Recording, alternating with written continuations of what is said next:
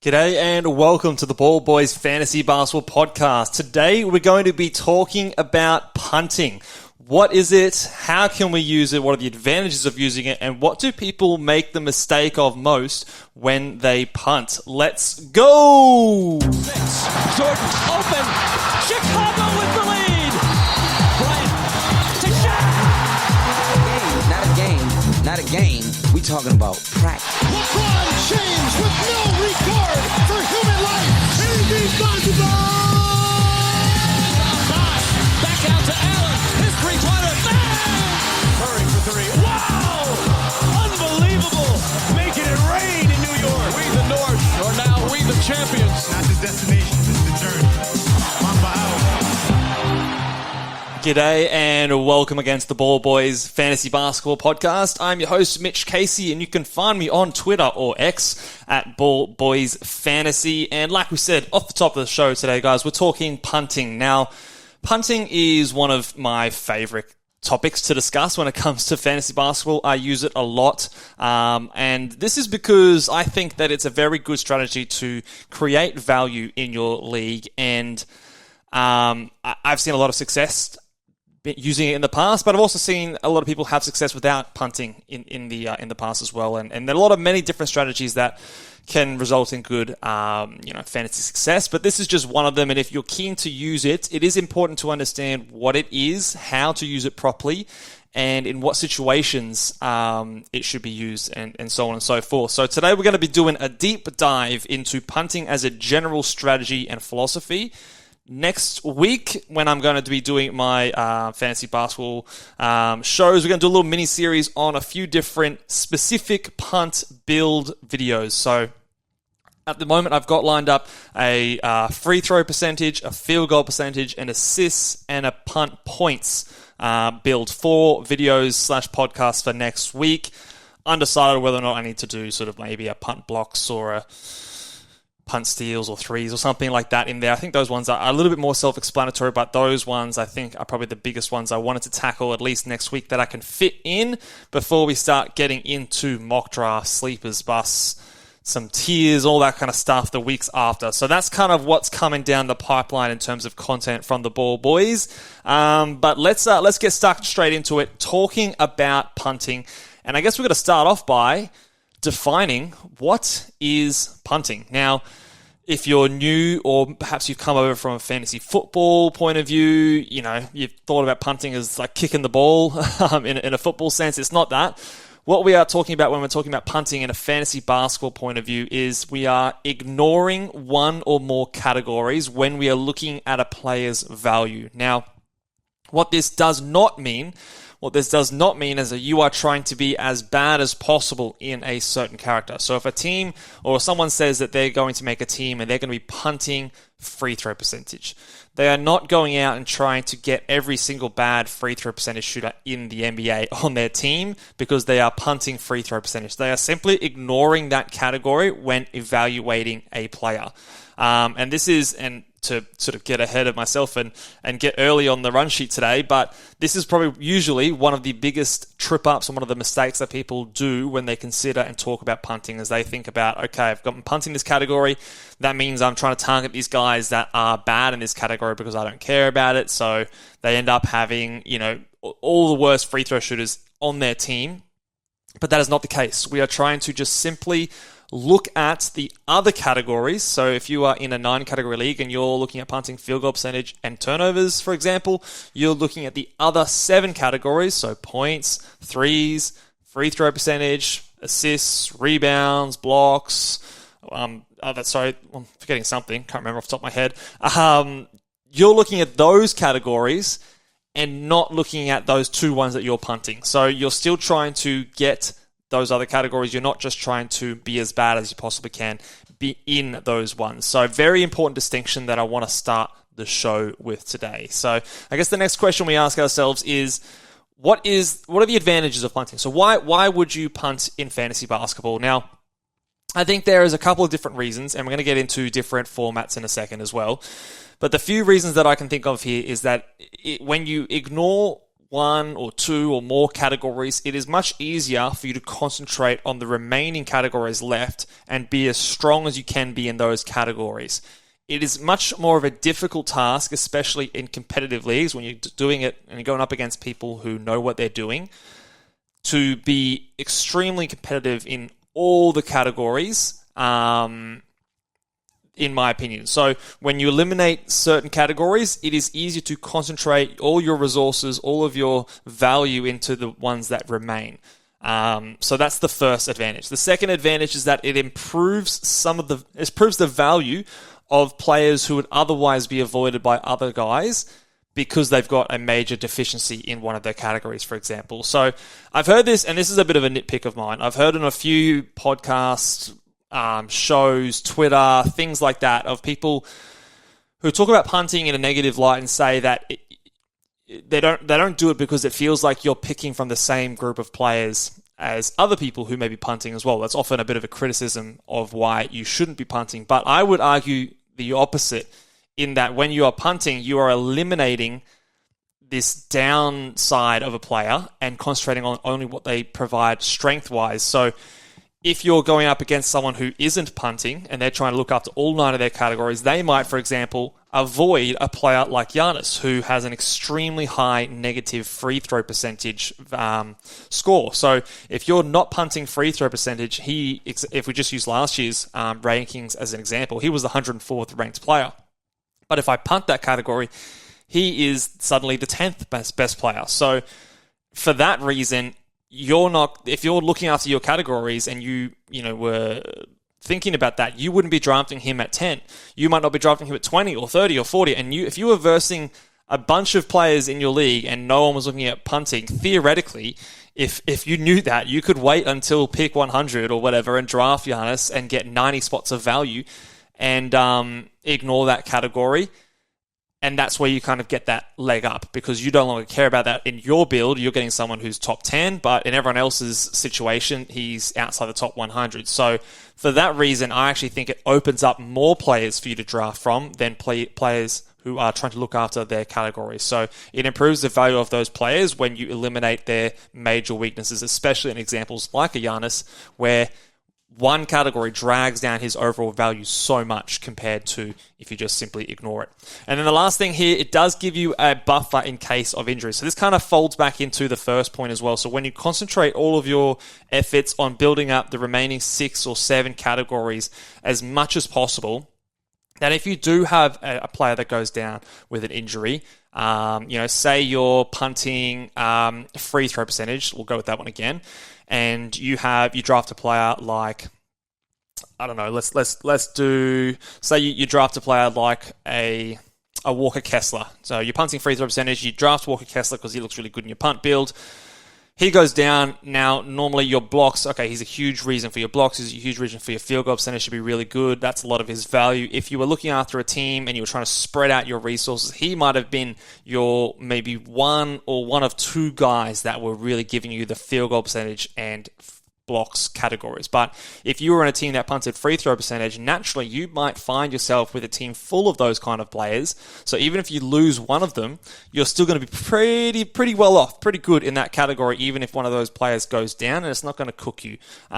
So because you've built up so much of an advantage in those categories, even if you lose one of your key guys. Now, injuries are never good, right? It sucks whether you're punting or not punting. If your player gets injured, especially if they're a really good player, it's always going to hurt. It's always going to suck. But in some instances, it can give you at least that little bit of a buffer that can provide you enough to kind of get a little bit more of a leg up compared to if you had tried to spread out your resources to other areas in the draft, other categories. So those are probably the main advantages to punting. I think the main one is that first one, and probably the second one as well. So those 2 things are probably the biggest advantages in my opinion. So the next thing that we're going to be talking about here is punting in different... Oh, sorry, I've skipped right ahead. Hold on a second. Best rankings. The 4 category. Okay, Let me just pause this one right here.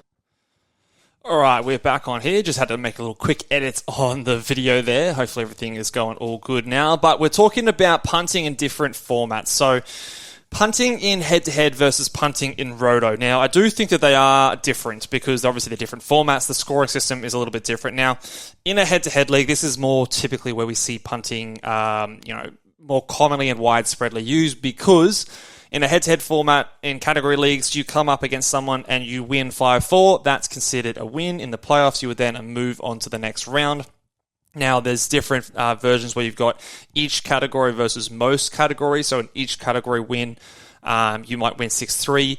So you get 6 points in the win column, 3 points in the loss column versus a most category league. You win 5-4, you get 1 point. You win 8-1, you get 1 point. So each win is considered the same. In that situation, punting is almost essential. You almost have to do it because there's no advantage to winning more categories than not. Versus in each category league, you may run into the issue of, okay, during the regular season, you might not be sitting very high in your standings. And if your playoff picture is maybe more restrictive and more difficult to get into, then punting might be a little bit less viable. But I still think in most scenarios, if you're winning the majority of your weekly matchups, you'll be good enough to get into the playoffs. And once you're in the playoffs, you'll be very hard to knock out. So in that format, it's a bit more straightforward and it's a bit more of what we're going to discuss today in general. In Roto, however, there is more, it's less widely used, but I still think that there are scenarios that you can use Roto and punt in that as well. Now, I'm less experienced as a Roto player. It's not kind of the format that I play a lot of, but the theory still stands up. Now, the lowest you can score in a Roto format is 1. So if you're last in a category, you get 1 point. The highest you can score, say in a 12-team league, the highest you can get is a 12 points.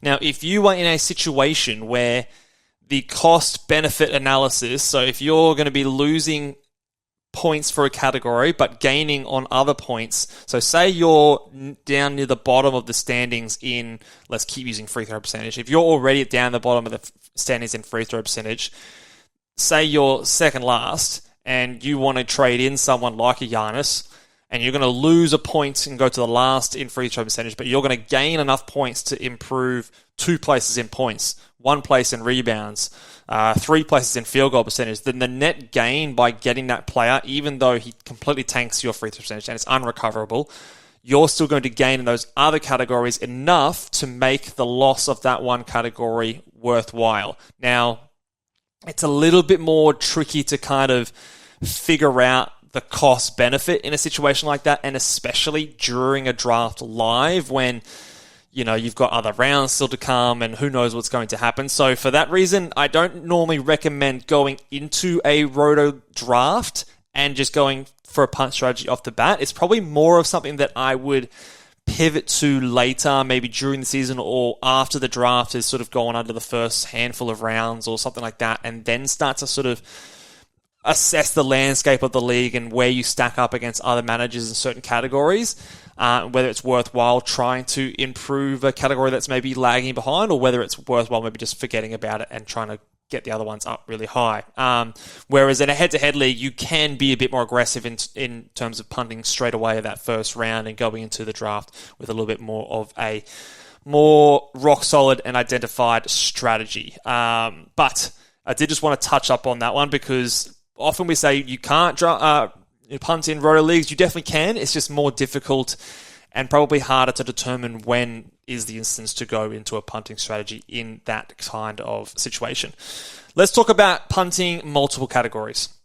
Now, in a Roto league, again, this is probably not something you're going to want to do. You could probably punt one category and maybe a soft punt on another, and that's about it because, again, there's just not enough room for that error to be there. But in head-to-head leagues, I definitely think that punting multiple categories is a play. Sometimes I even recommend it, depending on the types of players that you're getting early in your draft. So, however, the biggest thing that we want to talk about when we're punting multiple categories is that you want to be doing pairings of these categories that make the most sense. You don't want to be pairing punt categories that are kind of diametrically opposed. And we've seen in fantasy basketball in the NBA, there's certain categories that correlate well with each other. So, for example, some good pairings might be punting free throws and threes. Now, what that does is it naturally gets rid of a lot of,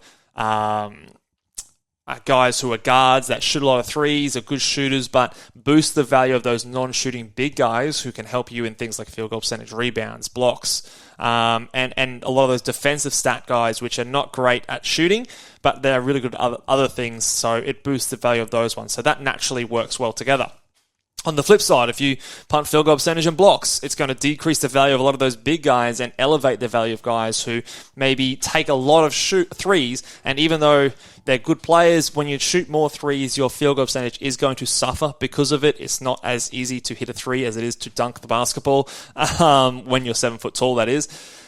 So those players are going to be more valuable, and that, again, pairs quite nicely together. And then the third one I've thrown in here is assists and steals. So a lot of guards, a lot of point guards in particular, get a high amount of assists and steals. So when you punt those two categories together, it's going to elevate the guys that either just score in bunches and score efficiently, or the guys who are a bit more, big man dominant that just get the boards, get the blocks, and you can kind of marry up a nice kind of situation there. Now, there are other different pairings. These are the ones I've just highlighted here, but make sure that when you are doing your punting strategy, you're not pairing two bad things together. That's probably the most important thing. So you don't want to go out and punt field goal percentage and threes, for example, because you're gonna run into the situation where it doesn't really actually provide you any value when you turn those punts on, because the guys who shoot a lot of threes have poor field goal percentage.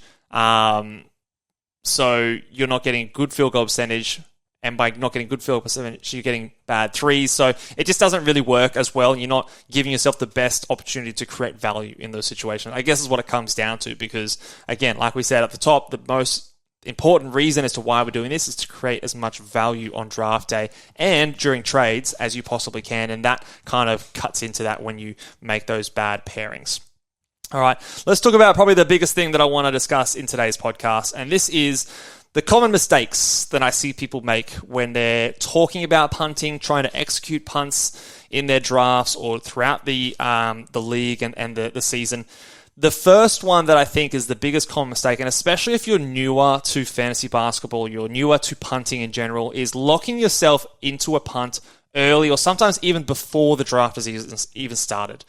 If you watched yesterday, we did a video based on rankings, and in that rankings video, we talked about how punting can often skew rankings and things like that. So, for example, on that video, we talked about punting free throw percentage, and in that free throw percentage punting situation, the number 5 ranked player from last year when you punted free throws was Nicholas Claxton. Now, that does not mean that you go ahead and you draft Nicholas Claxton at 5 because you've gone and punted free throws on that website and you go, yep, cool, I'm going into the draft. I know I want to punt free throws, so I want to make sure that I get the best player that I can at that spot when I'm punting that situation, because you've now just undone the whole purpose of punting in the first place, which is, again, to create value. So by locking yourself into that punt early or deciding you're going to go into the draft and you're going to punt, you may miss opportunities throughout the draft that would be there for you had you left yourself open to it.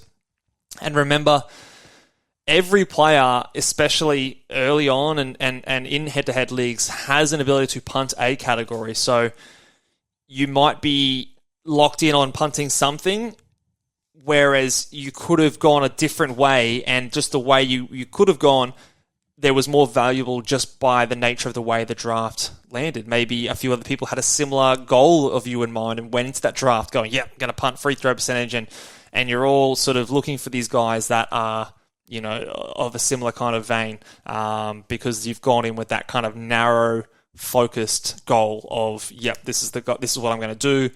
This is what I've planned for. I think that's leading yourself and setting yourself up for failure. So the next thing here is, again, probably one of the big ones. And I'm going to harp on this a fair bit, I think, about when we talk about the specific type of punt builds and strategies next week. But collecting too many of the same type of player. Now, what I mean by this, again, I'm going to continue with my punt free throw percentage build. When you go onto basketballmonster.com or any other site that gives you a valuing and has the option of turning on a punt feature to see how they value without that category being factored in, you're going to see players like Nicholas Claxton, Walker Kessler, Sabonis, Evan Mobley, Jaren Jackson Jr., Zion Williamson, Rudy Gobert, Mark Williams, Jakob Poeltl, all of these types of players are going to receive a huge spike in value. They're going to be much, much higher rated in that type of a build than they would in a standard 9-category setting. But what do all those players have in common? They give you the same boost in value in the same categories. It's often in that situation, field goal percentage, blocks, rebounds, low turnovers. There's 4 categories. You need at least 5 categories to win a head-to-head league. So if you are concentrating all of your efforts into one type of player and you're going to be really, really, really strong in field goal percentage, rebounds, and blocks, that's good. That's great. Yes, you've insulated yourself in that category, but you won't, again, I'll return back to this point a few times. You only get 1 point for winning that category no matter how much you win it by. So there is a certain point where going so strong in a certain amount of a certain category is just wasteful, and it's not a good or smart way to use your draft assets. And a lot of the times, the other categories that you're going to try and to get to be good at, like assists, steals, points, those categories often dry up quite quickly, whereas you can get a player like a Mark Williams, like a Jakob Poeltl, those kind of guys that maybe don't do it quite as well as the players like a Claxton and a Walker Kessler. You might not be able to get them as quite as good of a player, but you can get those guys 50, 60 spots later in the draft, and they still provide, again, not to the same extent, but the same value in terms of they give you good rebounds, blocks, and field goal percentage. Those are their strengths, versus you might not get the strengths of these other players earlier. So don't limit yourself, and this applies to all different, I'm just using the free throw percentage as an example, but this applies to all different types of punts. Make sure that you're not limiting yourself to the same type of player. Your team still needs to have some semblance of balance in it, even though when you put that punt ranking into a basketballmonster.com, these guys all project to do really, really well. It still comes down to winning 5-4, 6-3 each week. And if you go too heavy in one area, you're going to limit your ability to do that.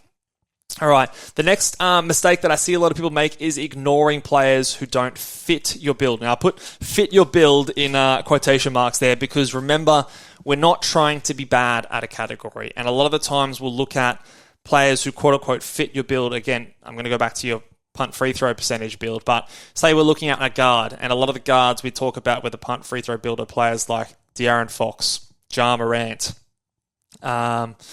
who's someone else that comes to mind, like Kevin Porter Jr. last year. These guys that quote-unquote fit your build really nice because despite them having great assists and things like that, their value is brought down because of their poor free throw percentage. Don't feel like you have to go only with those guys. The reason that those guys often end up on your team is because they are being discounted because of the fact that they have poor free throw percentage. But if for whatever reason another player falls into your lap at a really good value, you could still go ahead and draft them at that position because the value is kind of built in there anyway, just for whatever reason the other teammates in your league haven't drafted him at the point where he or you believe he should have gone because of how you value him. So remember that you don't have to chase a certain type of player. What you're looking for at the end of the day is value. So if value falls into your lap, don't just ignore it because it's not the guy you're expecting to be there. If he's there, go ahead, take that swing and get him in. He might have more trade value even during the league later if it comes right that you were right in terms of him being someone who should have gone earlier. You could trade him a little bit easier. And remember, if you're good in that category that you're punting, that's just a bonus. It's just an extra sort of thing that you can hang your hat on. But remember, the only reason you are punting is because value is something you're trying to create. But if it falls into your lap, go ahead and take it. Don't think too much about it. So, for example, if we were doing a punt free throw build, and again, I'm using last year's numbers as an example, De'Aaron Fox comes out as the 46th ranked player. But in that build, let's just scroll up a little bit, and this would never happen, but say, for example, Paul George comes out as the 31st ranked player. Now, Paul George shoots 86.4% free throws. if he was there and De'Aaron Fox was there, in that punt free throw percentage build, Paul George is still the better player despite him being a good free throw percentage shooter. Now, maybe he's fallen because of injury concerns and things like that, but if you are confident in his ability to be available, you can still go ahead and grab Paul George because he's going to provide better threes, he's going to provide better points, probably better steals and things like that. So you can go ahead and get him, and he's going to do more for your team than a player who quote-unquote fits your build. So that's kind of the example of what I'm talking about there. So that is one of the big mistakes. And then the last one here, lacking positional depth. This one's probably more for the teams that go ahead and do multiple category punts. So especially when we talk later, we're going to talk about the 4 category punt strategy, punt bigs, punt guards. You still want to have good depth at each position and have a player in each position that you don't mind being in your starting roster spot. I don't want to get into the situation where, say I'm going heavy on a punt and I'm punting 4 categories. We'll talk about this later again. But I don't want to get to the situation where I have to fill like my center spot with someone who's not really that good when I've got all these better guys on my bench who are guard forward eligible. But the only reason that I've got to play this kind of shit player is because he's the only center that I have that actually gives me anything of value because I'm punting rebounds, blocks, field goal percentage. Now, I don't want to get myself into that situation, so I still need to draft those positions, and I want to maybe even be a bit more aggressive in drafting players who give me boosts in my assists, in my threes, in my free throw percentage, in that position. Maybe not the highest ranked player in that build, but I want that position to still function as something useful rather than like someone I'm just throwing in there to kind of make it even, because at the end of the day, if you're going up against a player and you both have 40 games played for that week in a head-to-head situation, I don't want sort of 3 or 4 of those games to be made up by the center who's just trash and he only contributes really like 2 threes a game, and that's kind of it for that week, and maybe 10 points. Like it's not very useful. So I'd rather get a guy who maybe isn't as good as the guard, but can give me some assists, give me some steals, give me some good scoring, and I can make up more value later with, late round guards, late round forwards that are elevated in my punt build. So make sure you do get that positional depth in that position that may not typically fit your punt strategies compared to some of the other positions. And then the last couple things were here. I haven't talked about this too much, but we've thrown it around in passing, but soft punts is also another thing that I think is something that maybe people don't use a lot of. And I'll tell you, this is a good strategy of what I do, especially if you have something like a draft tracker, or you sort of get into that, you maybe accidentally find yourself into that position where you are starting to build a team where you're getting really strong in a few categories. You can use soft punts in this situation as well. And I'll talk about what I mean with that in a second. But what I mean when I say a soft punt, it's basically without completely ignoring the category, you're just going to value it less. So again, if I direct us to Basketball Monster, they have a good way where you can show the weighting of a category. So we might go ahead and do that right now. So I can give you a good visual of what I'm talking about.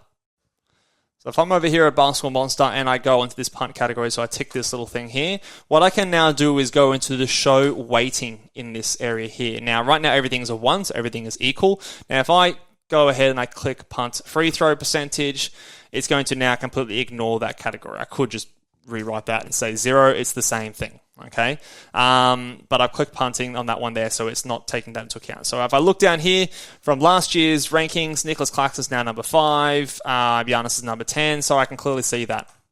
But if I get to a situation where, and the reason, so there's two types of scenarios where I would use soft punts. Say, for example, you're coming up into a draft and I know that another team is doing a similar punt strategy. So say you've got 2 guys who are punting free throw percentage. You might want to, instead of putting it at a complete punt, you might want to value it at 0.5. So now it's worth half of what the other categories are now worth. So instead of Giannis being at 10, Giannis is now at 35 because his free throw percentage is still worth something to you. You could go ahead and make that 0.25. So it's a little bit even, whatever. You can make it as much as you want. But this is something that you can do so that if I'm going up against a team with a similar punt strategy in mind, I'm conscious of the fact that I might actually still be able to beat them in free throw percentage because we're both punting that category. So I still want to kind of care about it a little bit, but not as much as everything else. So this is a good way to then value, okay, I'm looking at after it a little bit, but just not as much as 10 of the other managers, but just more than the other one person who is completely going ahead and punting it. So say, for example, you draft a Luka Doncic. This might be a good example to do that. So because he's not the biggest drag of punting free throw percentage, I can get him. He's still the 9th best player. That's great. He's going to give me some really good threes. So if I give just a half weighting, I can then go ahead and say, okay, yep, Sabonis is still a really good draft pick here. He's going to do well. Claxton's nowhere near as high as he was before because, again, his free throw percentage is going to really weigh me down a little bit here. But players who maybe it's not just super strong, it's not that big of a deterrent. So Jaren Jackson Jr., who's just kind of okay in that category, I'm still getting really good blocks. I'm still getting really good, things. But compared him to a Claxton, who kind of does a similar kind of thing to him, except he hits better threes and he shoots better free throws, that I'm going to take a Jaren Jackson Jr. over a Claxton in that situation. So that's one of the scenarios you could really use it in. The other scenario, which I don't think I've ever heard people talk about before, but I actually do this sometimes when I'm in a draft and I am punting and I have a draft tracker or I know that I'm really strong in certain categories, is I will actually go and I will say I'm punting free throw percentage, and I get to the point where I've got Giannis in my team. Then I've gone, and in previous years, I've got Gobert. What I'm actually going to start to do now is I'm actually going to weight field goal percentage a lot less. Now, that might seem counterintuitive, but because I know that I am so strong in field goal percentage, I no longer need to concentrate on building that up because I've got such a lead in that category that the weighting of that for the remaining players that I need to draft is less important to me because I no longer give a shit. I'm already really, really good in that category. So even though that it's going to be one of my strengths, for me moving forward now, I'm now going to not care about that category as much. So now I'm trying to look at, okay, what are the categories that I am looking for outside of field goal percentage, and how does that affect a player's ranking? And you can go ahead and you can see, okay, well now, even though I'm punting free throw percentage, I'm already strong in field goal percentage. A player like, if we scroll down here, a player like a Walker Kessler,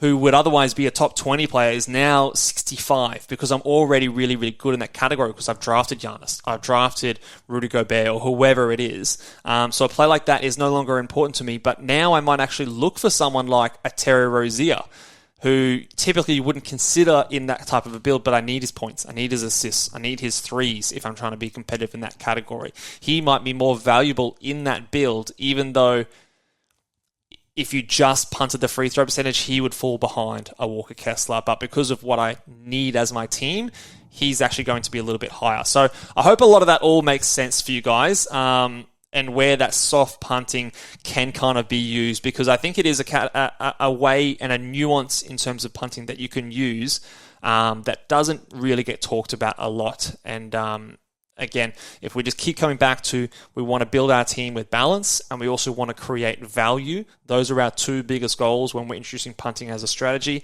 I think those are some nice strategies that you can use to make it more effective.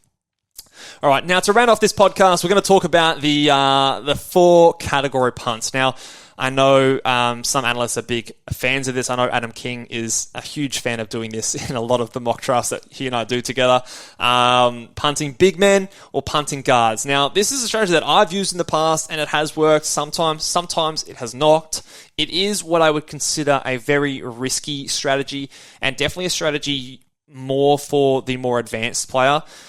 This is basically, now if we go back to our conversation with the head-to-head leagues, you only need to win 5-4 to progress in the playoffs. So in this strategy, you're punting 4 categories. Now, the 2 most common ones are punt bigs, punt guards. In the punt bigs, you're punting rebounds, blocks, field goal percentage, and turnovers. So you're concentrating all of your efforts in getting points, threes, steals, assists, free throw percentage, and those are your 5 categories. In the punt guards, you're ignoring assists, threes, free throw percentage, and usually points. And you're focusing on getting really good rebounders, field goal percentage, blocks, steals. We'll talk about steals in a second. And you're naturally going to have lower turnovers because you don't have many guards on your team.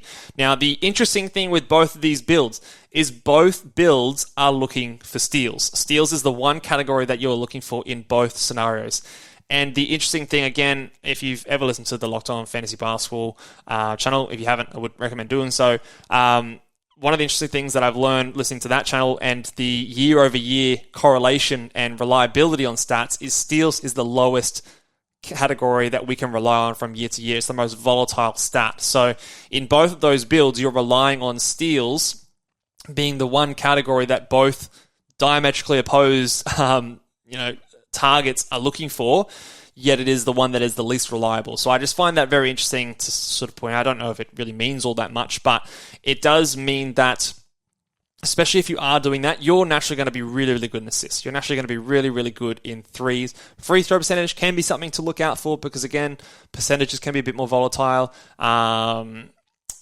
Points, again, a lot of teams really like to look out for points. So points and steals are usually the ones that in that punt bigs category that you're going to have to be the most conscious of, because points, everyone loves scoring. It's sort of something that we all sort of froth over. So you're going to have to look after that. And the steals, a lot of teams are going to be looking for that as well, despite their punt strategy. It's often not one that we see a lot of teams punting. In the punt bigs, the weird thing here is that you're going to be really, really good in turnovers. And again, you're going to be really, really, really relying on steals. And a lot of times when you're getting those big guys, they're not going to be the best at getting steals. And I actually lost to a team that was doing this strategy in the Locked On Fantasy Basketball Bowl. And it was actually a really fascinating the way this guy went about his team. He just went really, really heavy early on.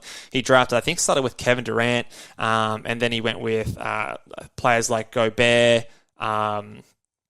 I can't even remember off the top of my head, but he had all these big guys like Onyeka Okongwu, Clint Capella, Mitch Robinson. I can't remember exactly how he went. But then he also grabbed a lot of these steal specialists like a Herb Jones, like a DeAnthony Melton, like a Matisse Thybulle.